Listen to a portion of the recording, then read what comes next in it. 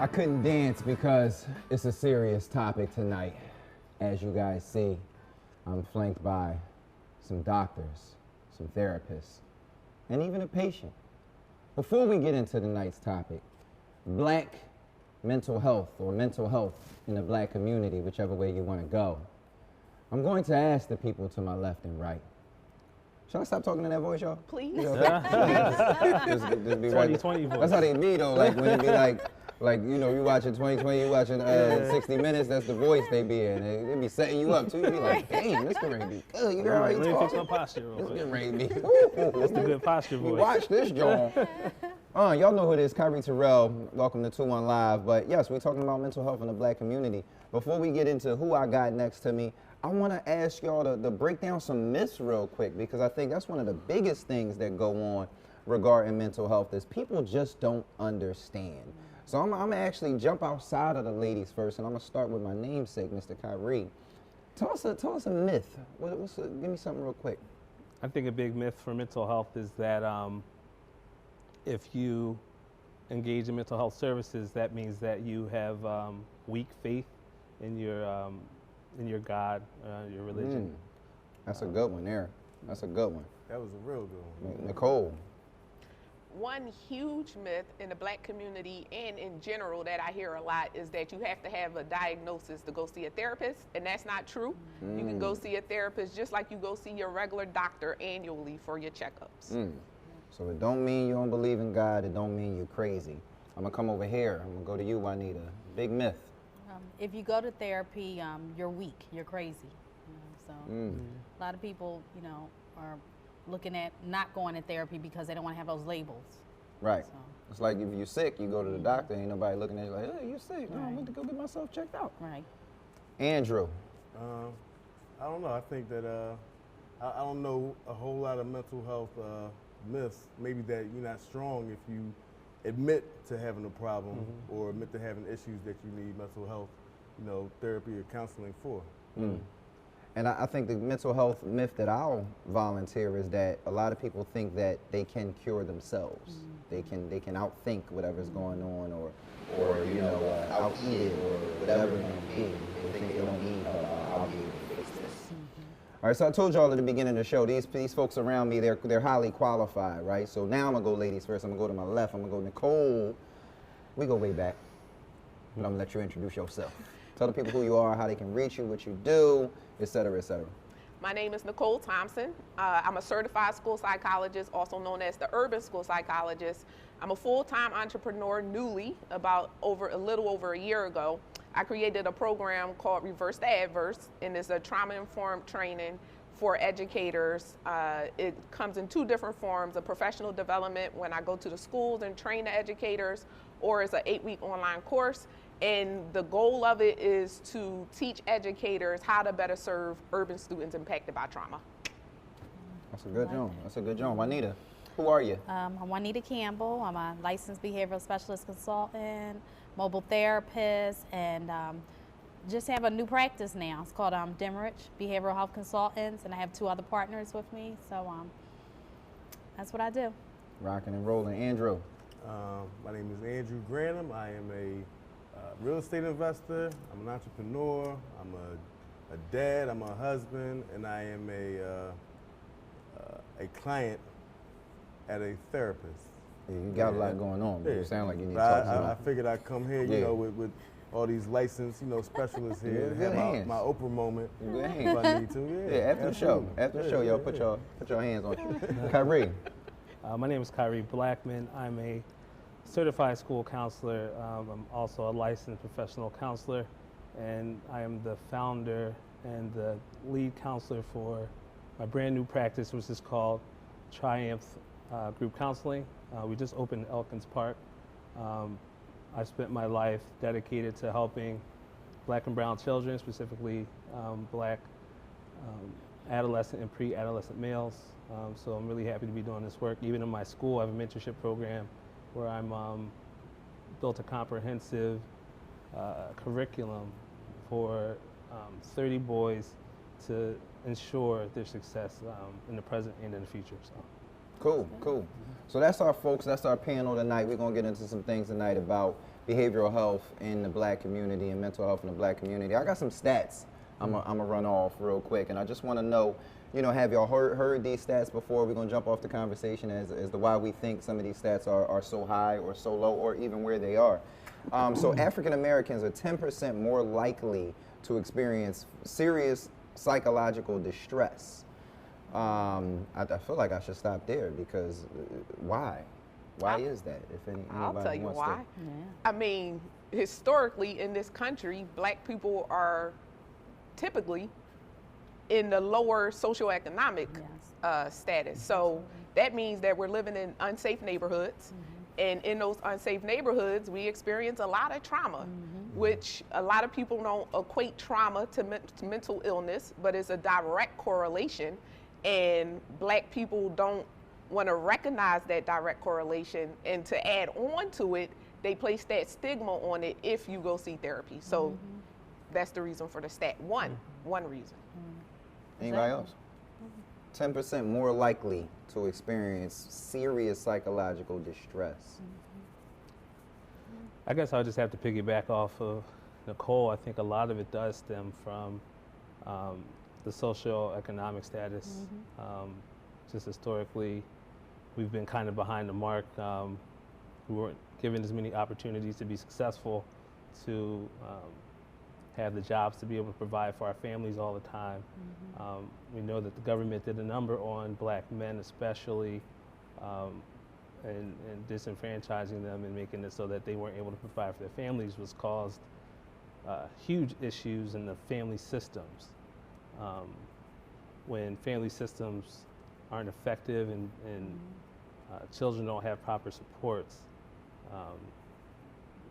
we're almost guaranteed that there's going to be some mental health distress. I want to challenge that a little bit in saying that when we talk about what this stat is going toward, when you say serious psychological distress, that almost says to me that some of the things that we're dealing with as black people is different than some of the things that other races are dealing with. I'm not even just talking about white folks. I'm talking about other folks, period. So what do we think some of those different things, like are there, it would seem to me if a stat is saying that we're affected more, there has to be something that's affecting us that isn't affecting the rest of the population. I think the simple fact that, you know, we're told to repress all of our feelings. We're not allowed to feel, you know what I mean? And so if you bottle those things up, when they come out, they come out in a big way. And I also feel that a lack of knowledge, you know, just in our communities. We don't have things set up in our communities where they're promoting or providing mental health, you know, solutions or so. So that could be, you know, a big issue there. And I want to add to that a big one, being black in America. Right. Like, not too many people walk in the street and worry about being murdered by cops. We do. Right.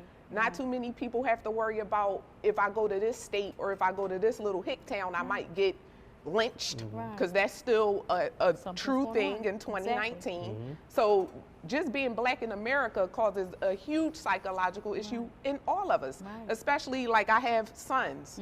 That's something that I have to worry about all the time. They're still young, but as they grow up, you know, you think about those things. Are they going to be pulled over for just driving while black? So it's a lot of things that black people experience that causes that spike.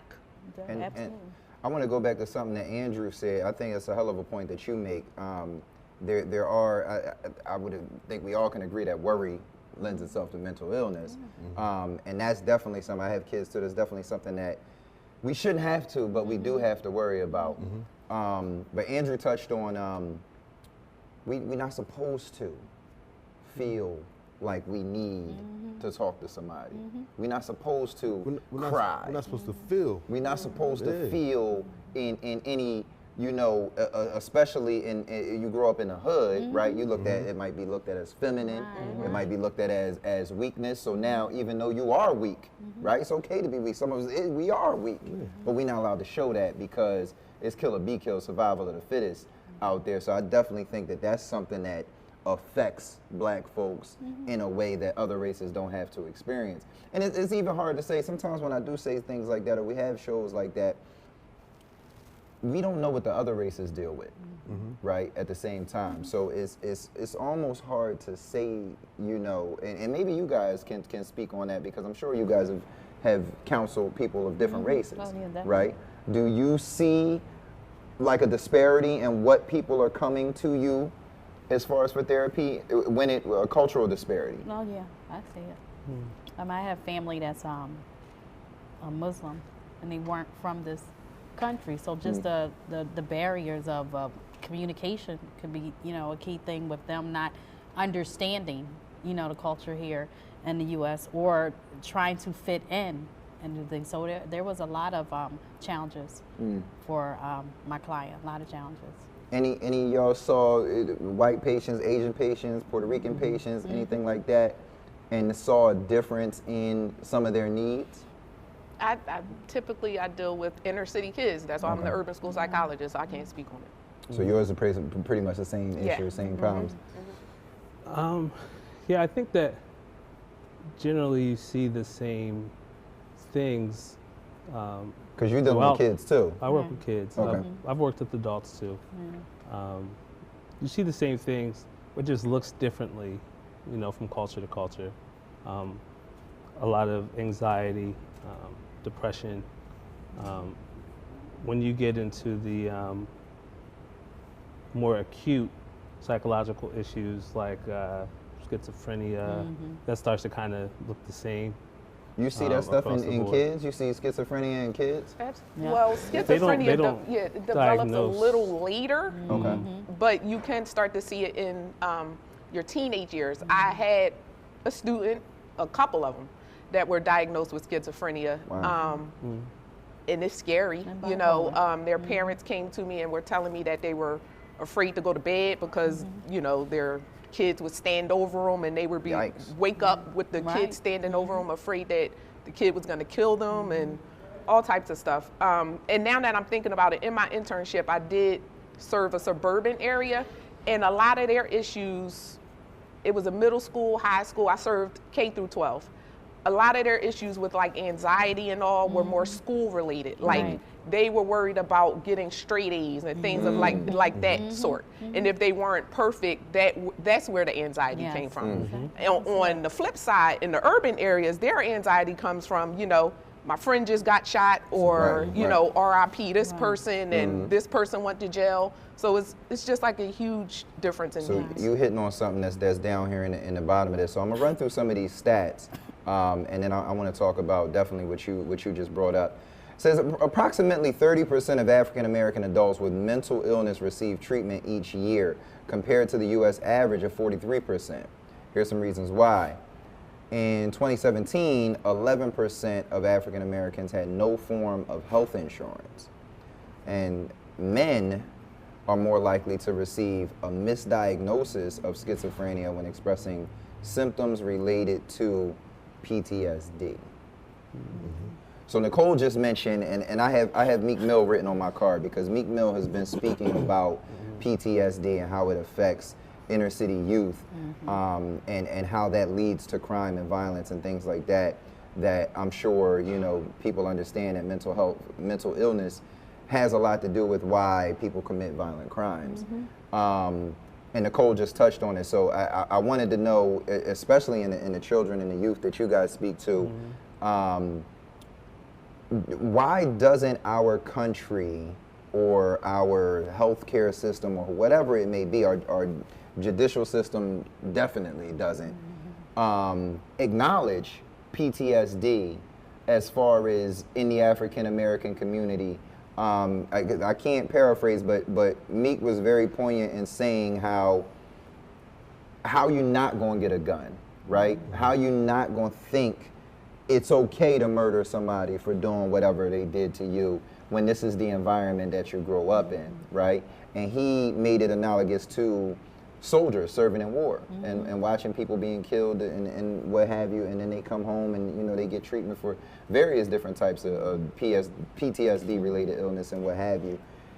Any y'all got experience, especially with the youth, in situations that you know there's something traumatic going on around them, like currently, presently, and this may lead to them doing something that maybe it's a good kid that otherwise they wouldn't do. Anybody have those types of experiences they could touch on?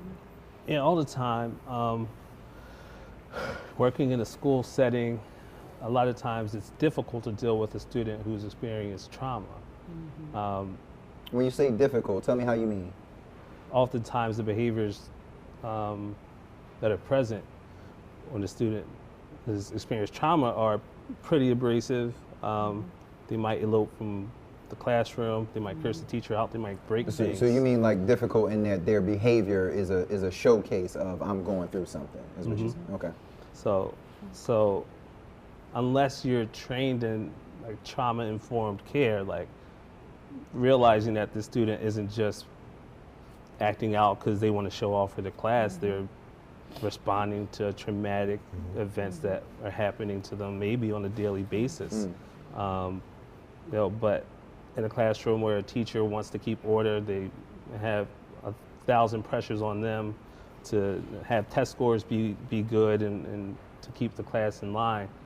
It's hard to consider, well, what did this student go through? Right. So even coming to them as a mental health professional and being like, I think that we need to consider these things are going on outside of the classroom.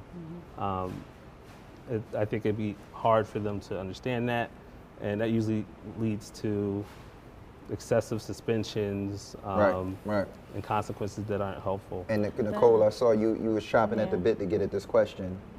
Because like that's what I specialize in. And working in the school that I came from, it was nothing but trauma. You know what I mean? Like it was in Frankfurt, and you know how bad Frankfurt is. And most of the behaviors that were coming from the children were because, you know, they were seeing their friends. It seemed like every year, at least 2 of our students got murdered, at least 2 of them. So, and that's not counting the people that were in their family that were murdered and things of that sort. And if that's all that you're used to, that's all that you're exposed to, and if you're broke, let's just say you're broke, most teenage boys run to selling drugs, and then they go down that rabbit hole of going to jail, getting suspended because they're being disrespectful or whatever in the schools. But it's like educators have to realize that it may not even be disrespect, they just don't know better. But you know, you can't expect them to act the way you want them to if no one's ever taught them to act that way. And one more thing, like just thinking about foster care. A lot of our kids were in foster care. A lot of our kids didn't have parents, they were raising themselves when they were like 15, you know, or their older siblings were raising them. All of that stuff takes a huge toll on your mental health. And we, in this country, it's like the racial divide it's almost idiotic when you think about how normal African Americans look at those situations. Yeah, that's what. It's normal. I ain't have my father either. Oh, the so-and-so sold drugs too. But in the suburban and especially white communities, they don't look at that shit as normal. Because it's not. That's not normal. That's a cause for alarm. It's a red flag. We got to do something. Right? But we just be like, oh, that's, you know what I mean? But they can't do anything about it. They can't acknowledge that, you know, this background causes, you know, post-traumatic stress, you know, disorder, because they would have to then have the responsibility to address it. Well, I mean, we could provide that psychoeducation component to it, educating our community in regards to letting them know that, no, this isn't normal. They do need to talk about these things. They need to get help and assistance with that. So that's a lot of things that I've been trying to promote and help parents with, because I did have a child that witnessed someone being murdered on their block. And the parent didn't think nothing of it because, like we said, that's, you know, they saw someone get murdered. That's normal, which they feel in our community or so. So we don't need to put that on the, you know, form, the intake form for them, which that was a key component in why we should be treating a child or why we should be providing therapy or so, because of that traumatic, you know, experience there. So. But then they can't even talk about it anymore. No, They can't tell the police, they can't tell the counselor, anybody. They just have to. And that, Drew brings up a point that's crazy. Just think about that for a minute. If you're living in a society where the thing that is wrong never gets attention, right? And it's crazy because we could look at things like potholes. We can look at things like road work. We can look at things like construction, blighted buildings, things like that. And you can just go to the next town over where it ain't too many black people living, and everything's different. The street is repaved in less than a week. There ain't no blighted homes. It's taken care of. Things are sewn up and buttoned up. So if you look at issues that make a difference, like mental health, and you got common sense, you say, well, that's gotta not be being taken care of either. And I think, Drew, the reason you said they can't is because they more so they don't want to, because they know what it's leading to. And in the grand scheme of things, it's jail, it's money for that, it's all of that. And I hate to use the proverbial they. I guess I don't like to use that, but we definitely live in a time where the things that we know we have to start to advocate for ourselves. Exactly. You know what I'm saying? Exactly. And I'll liken that to what Tyler Perry said about his studio. Like, I'm not waiting for other people. Right? And damn it, I'm not going to be the change I want to see. So I'm just on my soapbox right now. But somebody got to step up for our community in that way and say, you know what? This is wrong. Exactly. This is wrong, and this is what we're going to do to get folks some help, right? I'm going to move down here a little bit, and I want to shout out our space, man. We at Quorum. It's nice in here, right? Y'all like it in here? It's cool. Right? Very nice. You can do meetings in here. You can do co-working in here, right? The events and things like that. We on 36 and Market, so thanks to our friends at Quorum for inviting us down here to get busy with some 2-1-Live.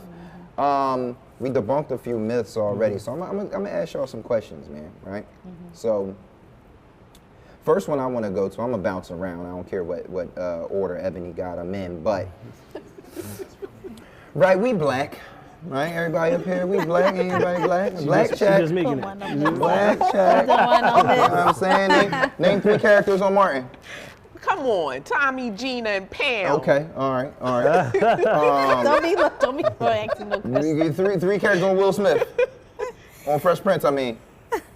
Will, Jazz, and Uncle Phil. Right? I don't know if I can give her Jazz. Can I give her Jazz? Give her Jazz. All right, cool. I just had to do a black check. Shoot. What flavor is red Kool-Aid? Red. Yes, sir. It's not cherry, it's red, right? Not cherry, but red. You see how dark he is. Exactly. He black. Red Kool-Aid is red. Y'all can see the white people's faces and behind the scenes. They're like, I thought it was cherry. I was sure he was going to go strawberry, maybe. I don't know. Anyway, back to this. Should black folks only go to black therapists? That's a question. I believe that black folks should go to a therapist that is culturally relevant, not necessarily black, because just because you're skin folk does not mean you're kinfolk. So you can be black and still not culturally relevant. Right. Like Wayne Brady. I'm not saying Okay. names. I'm just saying, go ahead. just be culturally relevant. That's what you need to look for, because there's plenty of people in other cultures that can relate to our cultures for whatever reason and understand. So no, you don't have to go to a black therapist, but if that's what you're comfortable with, then so be it. So I have a quote that I heard earlier. It says, "The systematic neglect of culture in health and healthcare is the single biggest barrier to the advancement of the highest standard of health worldwide." So I don't think it's just about, being able to counsel someone who's a different, race than you, but I think that cultural context matters. You know what I mean? And so my parents are West Indians, they're immigrants. I'm a preacher's kid. So in my culture, there is no such thing as mental health counseling either. There's ways to deal with it, you know what I mean? But counseling isn't one of those ways. And when you come from a church background, counseling still isn't. You should be able to pray everything away, as Kyrie mentioned earlier. And so when you're coming from different perspectives and different cultures, you're able to you have to be able to understand where somebody's coming from to know the problems that they're facing and to know what's normal for them. Right. I couldn't agree more. My aunt, rest in peace, she told me, I had called her and I was like, Aunt Jerry, I'm looking for a black doctor. I'm not really going to go to the doctor until I find a black doctor. And I thought she was going to feel that because like, she came up through the civil rights movement and all that. So she said, what are you talking about? She said, don't look for a black doctor, look for a good doctor. Right, right. Like somebody who's going to take care of you and make sure that you can sustain your life. So, you know, I took that to heart because I always was like, you know, you probably should be with black people. And I do hold some of those sentiments still just because I think it's one more barrier that you just have to get over. Like, black people, we have to think about being black a lot of, like, every time we walk anywhere, you know, it's something that's constantly on our mind. And I think that if you have to go in and kind of let go of some of your deepest thoughts and insecurities, you need to do that. You have to be in a comfortable space to be able to do that. Now, that comfortable space can be created by a good therapist, but I think that it's a little bit easier, especially for males, if they see somebody that looks like them. But I know it's also very important for women too. I was just saying that a lot of individuals feel that if they do stay with, you know, a black therapist, that whole trust component is there. It's already, you know, issues with not being able to trust the whole medical, you know, society out here anyway, that black people just have a problem with going to the doctors for health, just for health purposes. So to seek a therapist, you know, now you're saying, okay, let me go to a therapist that, not just a black therapist, but someone that's good. It's like, oh, wait a minute, that's an issue for me. You know, I need to have someone that relates to me. And I got a question for you. What if your problems ain't black? Right. That's why I said it just as long as every time you go to therapy, you ain't going for black problems. Right? But if you white and you're having black problems, you might want to go to a black therapist. You know what I'm talking about? Like, you never know. So I'll jump around that. You kind of touched on this a little bit. Why do you think black people are reluctant to seek help from a therapist in general?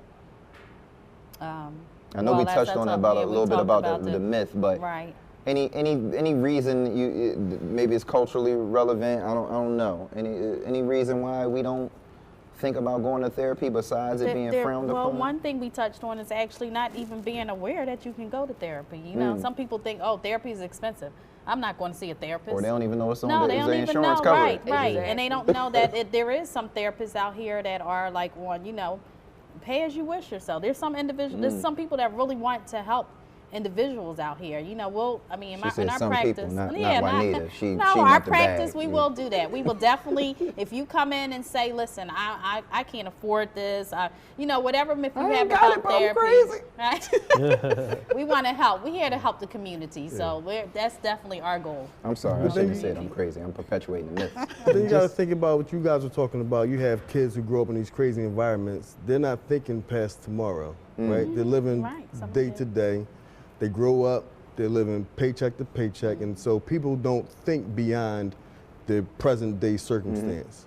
So, but if I am thinking beyond my circumstance, then I know that I have to do things in preparation for wherever I'm going to be, whatever I want to become, and the same way I might, you know, save money or invest. If I'm thinking about my mental health, I'm going to do the same thing. Part of the reason I started seeing the counselors is because I have 3 sons. You know what I mean? I see a lot of similarities in my oldest son in, you know, in me. And I'm like, all right, well, I know that I have a responsibility to make him a healthy person, right? And I know that some of my mindsets aren't the healthiest and a lot of my coping mechanisms. So if I'm not trying to allow this thing to continue for him, then I have to stop it for me so that he just doesn't see this as norm. You know what I mean? That's good. That's deep level parenting. That's really important because I think that is one of the things that are on men and fathers, it's just a lot of pressure. It's a lot of pressure. You should be able to talk and have an outlet.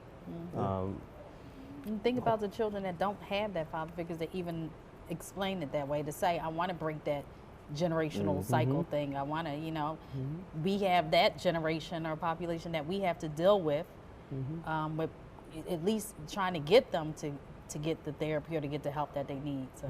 Right. But honestly, just hitting on what Drew said, it's just responsible parenting to be honest. It is. Because once you start having kids, and I'm speaking for myself, Right. how you behave, you start to realize, like, I don't even think that's normal. Right, You know what I right, mean? right, Like, right. okay, I know my parents Right, did it, right. but I don't, Healthy, you know, yeah. like, Right, right. Like, I used to beat my kids, like, just flat out. I used to beat them. But then I started thinking, like, why? Like, I don't like the way I feel when I beat my kids. I don't like them seeing them yelling and everything because I'm spanking them and all.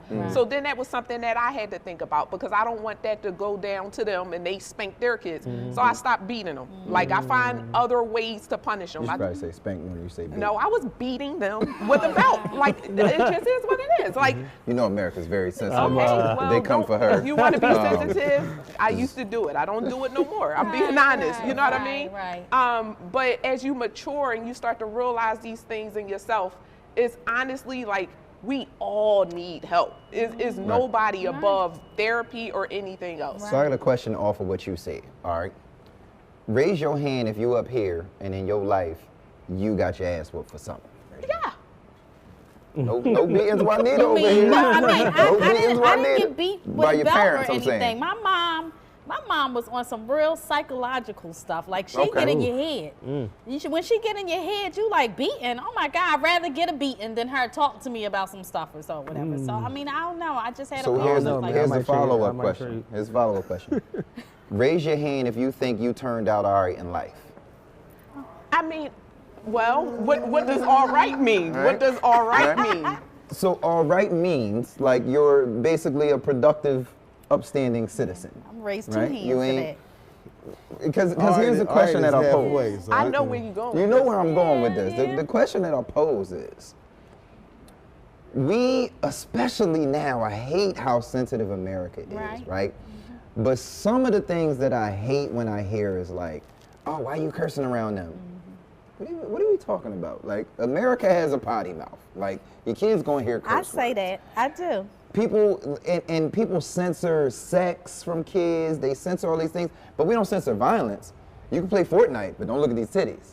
Like that's the craziest stuff in the world. I think that censor everything. I'm being real. I'm being real. Listen, but because you got boys too. Yeah, but when you ask if you turned out all right, like, you can be a great person, be highly successful, be influential, and still be toxic as hell. And that's You, why you I can, said what but does all that's right why I mean. said to raise your Right. hand, because Right. that's not us up here. I Right. don't think nobody. No, but we all have toxic traits. Yeah. Like, let's be Yeah. honest. But, None but of us are they perfect. toxic No. if they do not go into a realm of you hurting other people? But to a certain extent, your toxicity is hurting other people. And It could be the yourself. way that you respond to Respond to, people. right. It could be like your whole demeanor. It could be how you punish your kids. Like I said, I used to beat my kids. That's toxic. But don't you Right. think that you getting out of that based on your trauma means that you're not toxic? But I think you a can't. lot of people never get out of that. Well, we talking about us. That's why I No, said no, raise your hand up I here. don't. But it was No, like a general consensus. You know what I mean? No, like, I was saying it to make a like- point. My thing is, kids are going to be exposed to everything. Yes. And right now, I feel so sorry for kids because they're exposed to way too much, way too early. They're all too grown. Push of a button, they can see whatever they want to see. So as a father, I do my best to shelter my kids from everything because they're going to get it anyway, right? So they're going to get Now, that, but they do need you to know shelter that as I far as showed. you try to not have them see these things or be involved in these Yes, things? I'm Okay. very in tune to the things that they watch on TV. I'm very in tune to the things that I speak about in front of them, the language that I use when I'm around them. I know that they're going to get that later, and I want them to know that they have they can have the self-control to not act in those ways because they saw me do it. you want I mean, to add and to then that? also like it just explaining to them. Just don't just talk at a kid and tell them you can't watch this because you know those titties. Don't do that. You know, but Yeah. actually explain to them the reason why you're Right. doing it. And that And I mean I think that's I do that. I do tell my parents or so. My mom sometimes has a potty mouth, and I'm like, don't say that around them. She's like, he won't hear it anyway. Right. You know, and I'm like, I understand, but at least he can't hear it in here or so, or at least we let him know that this is not what we should be seeing or so, whatever, even if he do hear it. See, here I'm on a different side of the fence. So am I. So I don't shelter. Neither do I. And I'm of the belief, like when I say we censor sex but we don't censor violence, I really struggle with the fact that if my sons are going to be in relationships, they're going to be sexual, right? But I would much rather my sons never be involved in anything where they're being shot or shot at, they're witnessing someone be shot or whatever, but that's acceptable. It's in the video games, it's in movies, it's on daytime TV now, right? But Janet Jackson has a nip slip, it's the end of the world, right? But when we look at real life, it's like, no, he's going to see that one day in a loving capacity. Right. But I hope to high hell somebody got a machine gun on the side of his car on Market Street, and because that's trauma. A nipple ain't. And that's just where the thought process. So I have 2 kids. What I do is the nipple's not trauma depending on when you see it. And how you well, see that's part of my point, you know. But in America, we flip that, Right. right? We Right. flip that. We oh, you play this game and shoot this up and watch this show and brain fragments and everything else. Oh my God, a nipple! Like it's ridiculous. It's crazy. So what I do as a parent is I seek to try and make myself. Obviously, my youngest son, he's only 3, but my oldest son is 13. I try and make myself closer to him in ways that's like, let's talk about this. Because I'd rather him get the real game from me, because to your point, I know it's a push of a button. right. Even when I take his phone, his friends got their phone. And what we used to do when we used to see stuff that we wasn't supposed to see at 12 and 13, right? everybody. We showing it off. He gonna see it. I'd much rather give him the knowledge of how to make a better decision about the things that he's going to be involved in when I'm not around. Because I feel like it's either my education or their education. And one thing I know about me is the people who I was guided by. So I came up in the foster care system, so I had a lot of different types of guidance. But the people who I was guided by was the crossroad I always went to when it was trauma time. If you know what I'm saying, I always was like, damn, well, what way should I go? And I had something to pull from, and I just believe that that's the best a parent can hope for. A present parent, the best you can hope for is you laid a foundation, you laid some guidance that when life happened to your kid, they gonna be like, nah, my pop said this, or my pop would have did it this way, or something like that. Hopefully, right? I mean, Because we want to teach our kids how to think, not just what to think. Exactly. You just everything I said, you just said it in 2 sentences. Just got me out of here. Thanks. You want to switch it up? You want to sit over here? All right, man. Some more questions for y'all. This is a good one I was looking at earlier. I'm gonna go through my therapist for this one. I'm gonna finish on Drew because he's seeking counseling and therapy right now. What's the goal of therapy? Think about that one before y'all even answer. If I'm a patient, this is for y'all that's watching and maybe you on the fence about going to therapy or whatever. What is the goal of therapy? Because I'll tell you where and why I'm asking this question. I think people go in not knowing if there's an end in mind, what the end in mind may be, why I'm even going, besides people around me say, you should go talk to somebody, right? So what's the goal? So it's individualized, and you go in, that's the first thing that you establish. Like, why are you here? What do you want to accomplish? Okay. So if you're having problems, let's just say you're having problems in your relationship. Okay. So you can say, I'm having this problem in my relationship, and they'll be like, okay, here's your treatment plan. And they make a treatment plan for you, specific to you, and that's your goal. And however much usually your insurance pays for, let's just say 6 weeks or so, that's how long it is. But that's established on the first day. Okay. Yeah, it's definitely individualized. exactly what she said. Typically, an insurance company will continue to pay for services as long as the therapist or the mental health professional's notes say, they still need it. are continue to need this, and it's because they haven't reached those treatment goals yet. I feel the main goal for someone going in is to get insight on their problem. Like, what is my problem? Like, I need to talk to someone to see what actually is going on or what's happening, and to get some type of feedback or so. So it's like, that's you starting admitting to what a problem is and getting someone to assist you with that problem, with the problem.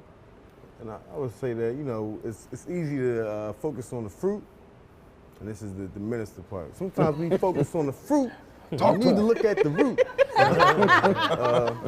But for real, like, we see the results, and we see our actions, and it could be a spouse, it could be a parent, it could be a friend saying, you need to go talk to somebody. There's some stuff going on, and we see the fruit, and we're trying to deal with that, but it comes from somewhere. You know what I mean? I think that part of my reason for going to counseling is to try and figure out where the root of these issues stem from, so that I can deal with it there, and not just at the end point.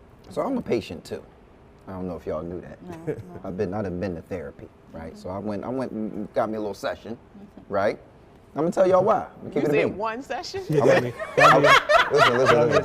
He got Now cured listen. in one Now session. hold on. Right? Now, number one, I was paying out of pocket. See, That makes a difference. That's number one. expensive. That makes a difference. Number two, my therapist told me You in our only first needed one joint, session? I only needed Oh, the you one was joint. allowed. I Bill won't- takes No therapist ever said you only need one session. Listen. She hit me with the, I could come back if I wanted to, but she basically was like, you don't need to talk to me, right? I'm gonna tell y'all why, all right? So, I'm 38 years old, and for a long time, I told you I came up in the system, right? So, for a long time, I moved around when I was younger, bounced around, and like, I'm talking about like, I've been around hundreds of people in my life, if not thousands of people in my life. That I was able to make relationships with, that those relationships were just canceled, right? Because if you don't know, when you're in the system, they give you back to your mom as many times as your mom wants to get you back, and whatever family you're with, they can at any time say, 30 days, get this fool up out of my house. So that happened to me and my brothers a lot. I went to probably 20 elementary schools, 4 middle schools, and 1 high school. Wow. So when you look at that, and that's not counting the families that I was with and people that live with the families, but then you got friends, you got teachers, you got all of these relationships that just end up constantly churning in my life. So as I got to be an adult, one of the things about me when I deal with women is I'm very open and honest, right? I tell the truth sometimes at a fault. That's good. And I have never been in a relationship that I was scared to lose, right? I've never been with a woman where I was like, I can't lose her. You know what I'm saying? So that started to play on me. And Ebony knows, because me and her, we talk about this all the time. And Ebony was like, you need to go talk to somebody. I was like, Eb, I don't need to talk to nobody. I think I know why it is. It's because I keep telling the truth. And I think that people aren't being themselves, but if they were being themselves, there's still going to be somebody for everybody. Long story short, is what my therapist said. My therapist said, as long as you are being honest with people and you're being your true self, if you in here and you lying to me, I can't help you. But if you telling me the truth, that you're telling people the truth, and that you just haven't been in that position, that's just how your life is going. That's what life is for you. Like, if you're not harming nobody, you're not, doing anything out of character. She was like, don't question who you basically are, if that's your true you. And when I think about that, it's like, if you don't have any hurtful behavior, you aren't doing anything to hurt anyone, now you got to bring in the societal norms, right? And that's what was crunch time for me. That's what I was talking to Ebony about. It's like, well, society says I'm supposed to be X, Y, Z, and that started to weigh on me, which was why I went and seen somebody. But for you, if it causes you not to be able to maintain those relationships, it may not be just a question of or an issue of telling the truth. it may be because you didn't experience longevity in relationships, then because you don't need it, then you self-sabotage. Like that could be, it's not that I'm not going to, or I don't think that, you know, I don't need us to last, but I mean, I think we're going to last. Right. Subconsciously, I don't think this is going to last because I've No. never dealt with anything That's permanent. definitely a part of what I got going on. Yeah. That's definitely a part. Yeah. I mean, it was red flags all through your story. But I'm going to sit here and just blink my eyes because this is not a therapy session. It's not about Kyrie. We're here to debunk the myths and everything about black mental health. But you are the poster child of why people should be in therapy. Go ahead, brother. I think you kind of laid it out there. I mean, but for real though, like They can charge more than me, by the way. I know, right? he definitely could benefit from talking to somebody. I talked to somebody already. But you gotta Once. understand too that people aren't stagnant. We change, and part of having somebody to talk to about whatever you need to talk to is powerful, and that's okay to change. And you're gonna go through different relationships. Changes are gonna happen in your family structure and system, and you'll want somebody to be able to bounce things off of. Somebody who has a relationship with you and knows you through and through. I think that's beneficial. Even if you don't feel like there's an issue with how you have relationships, it's good just to be able to have somebody to talk to. We do it now in barbershops. Yeah. We do it I now. always when got we somebody to talk to, player. call our, But but it's got to be somebody you trust, somebody who you feel safe with. And I mean, some of us do have that in talking to a parent, Look talking at to my your hand. barber. Look at my Safe with Kyrie, okay? How about that? I'm sorry, Kyrie. No, it's all good. It's all good. Nicole ready. She ready to stab me. Come on now. no, what I want to say is, Talk to me. I've known Kyrie since we were teenagers, like he said. You have to go to therapy, one, with an open mind. Wow. Not go in and like, I'm the man, there's nothing wrong with That's me. not I'm how I just here went because they in. told me to come. That's not how I went in. I have my turtleneck on, there's nothing wrong with I me. had this turtleneck. I know yeah. that there's nothing wrong with me. You have to go in with an open mind, and you have to realize that all of our problems stem from our childhood. You had a very That's rough, exactly right. traumatic You did. childhood, You did. so Exactly. you can Lots to talk about. definitely benefit from more than one session of therapy. And if you go in there with that in mind, not thinking like, there's nothing wrong with me, it's not that there's something wrong with you, is that you can always improve Right, how you're living. right. Yeah. And I'm not saying that you have to stop being in these different relationships, because that just stop may be being where honest, you though. are right now. But at one point in your life, it's gonna come a time where you're gonna want to stop all that. And to fix it now, or work on it now, I should say, would be beneficial for you. So when you meet the right woman, you won't run her out of your life in fear that she's gonna leave anyway because all the other people left you in the past. But here's my challenge. to $150 for that, bro. that. You did. I might have to cash that. I might have to cash Listen, that. that's why I went to therapy, because there were certain behaviors that I wanted to stop, Alright. but I couldn't. Exactly. And I knew that I had to do something beyond Right. myself. But this is the point and the challenge that I have, right? If your behavior is not hurting anyone, who are we as human folk to identify what's right and what's wrong? Especially, because here's where the fight about to come. It's about to be ugly. We ain't got enough time to get into it, right? But how can a man be accepted as regular, cool, chill, nothing wrong with him, and gay, but not if he's promiscuous? Say what now? I don't get that question at all. Society has gotten to a point, this is a whole nother show, where a man can be gay, and that's okay. Don't blink an eye. It's not okay to be Don't blink an eye, promiscuous, is that but it's what not you're saying? okay to be promiscuous, right? But Well, they not but- even in the same relate. boat. they are, because depending on what you believe in, one is farther left field than I the mean, other. okay, I understand when you getting into that, where you're saying that at, but I mean, it's a that shouldn't be in the same. You know why it is? Why? Because most men are promiscuous. They just lie about it. But it I should think be you made a lot of acceptable. very general statements. Yeah, Right. like that was a terrible.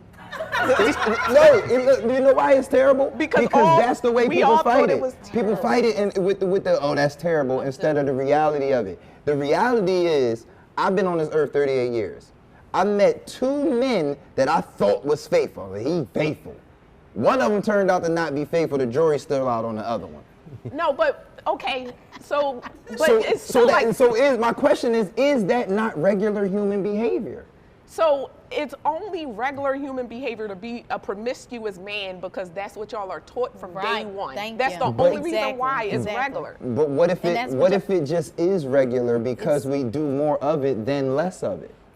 What? It's not. No one challenges that. It is. Like no one challenges that. But since the dawn of time, man has been a horn dog. I mean, I think. But we trying to cage it. Nah, but I think conditioning has a lot to do with it. Look, you got Cinderella, you got Snow White, you got all these princesses, and there's only one Prince Charming, and it's the same prince, and he's supposed to be able to meet the needs of all these different and it's little things like that we're taught. But that's chicken or the egg, though, bro. Maybe. Can we go to the next question? we about to be fresh out of time. Yeah. But I had to jazz it up because we was putting y'all to sleep. I knew we was. I mean, we're taught to be that the man you're supposed to go out and get whatever you can, right? Mm-hmm. We're not taught to be husbands. Little girls are brought up to be. Not all y'all.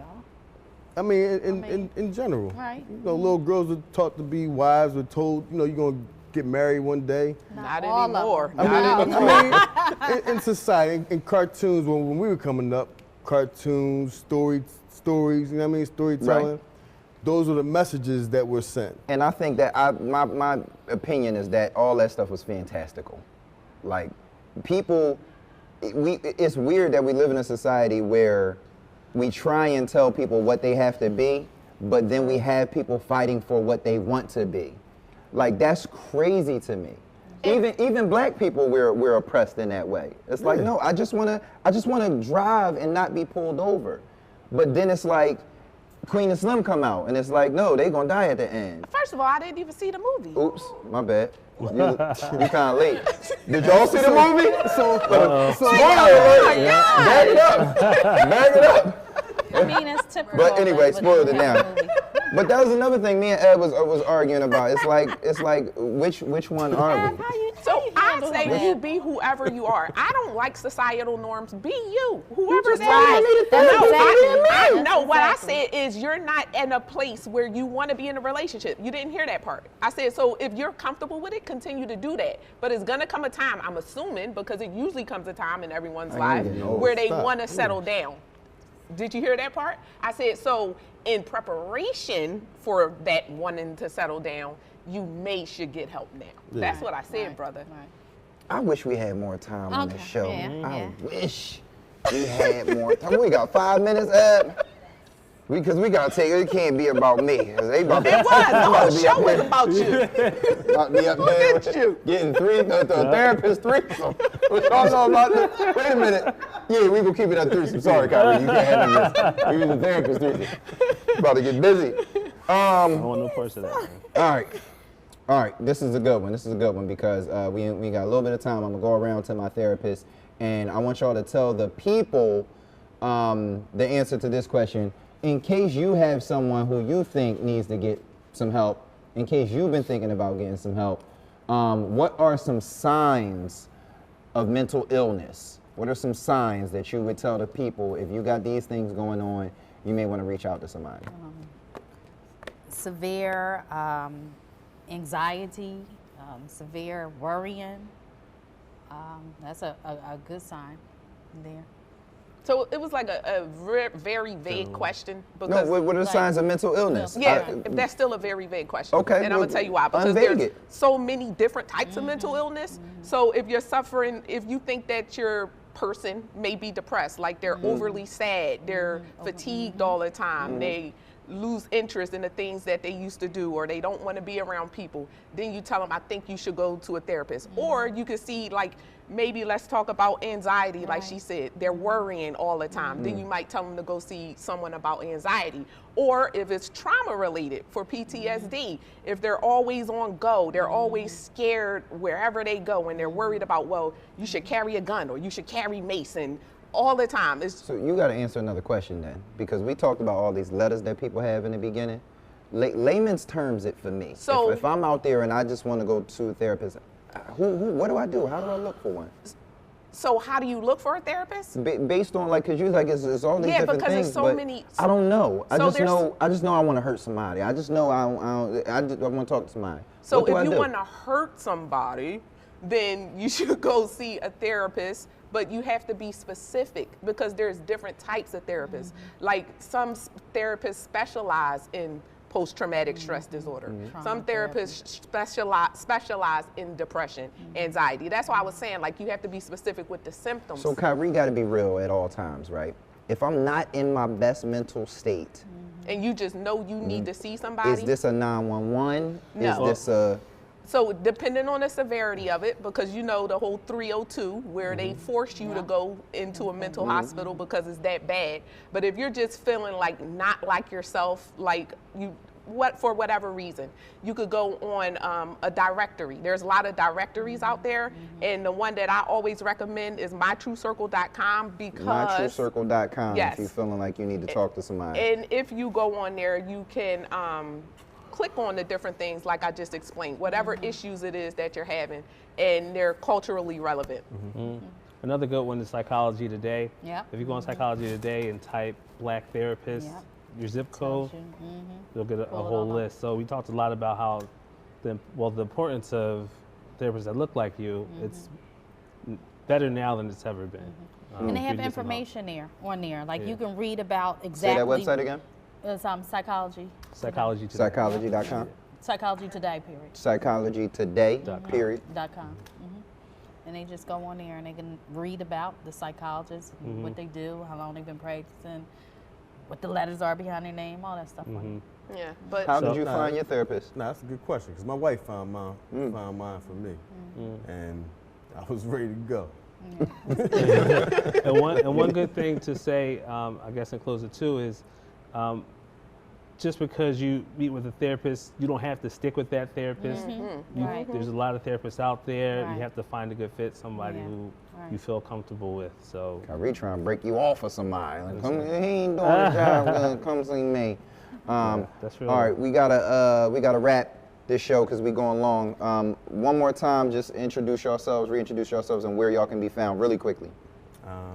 Andrew Granum. You can find me on Instagram, Twitter at Father Drew. Juanita Monique. You can find me on Instagram and Facebook under Juanita Monique, and my company Dimrich Behavioral Health Consultants at gmail.com if you want to reach out to us. There it is. I'm Turtleneck Kai. Y'all already know. Nicole Thompson, the Urban School Psychologist, and it's the Urban School Psychologist on Instagram, Facebook, YouTube. My website is theurbanschoolpsychologist.com. It's just the Urban tramp School stamp say that too, right? Psychologist. I don't have a tramp stamp. Never okay. got one of those. again, Kyrie Blackman. My practice is called Triumph Counseling Group. You can visit us at tisfortriumph.com. We're taking clients right now specializing in African American adolescent boys, adolescent and pre-adolescent boys. There it is. Once again, if you or anyone you know is suffering from depression or mental illness, reach out to a healthcare professional immediately. It was a great show. Appreciate y'all coming out. We had some good things to talk about. Please reach out to these folks. But that's all the time we have on My New Philly, where something's always new and everything is always Philly. Are you a doctor? Did you No. say, oh? I just did like that. Don't worry. Just shouted it out. Don't get me shot. We GDIs over here, baby. I'm there. That was good. I liked it. All right, we're gonna grab one pick while we over here. Huh? We still on? Oh, oops. All right. Did you get my little dance in it then?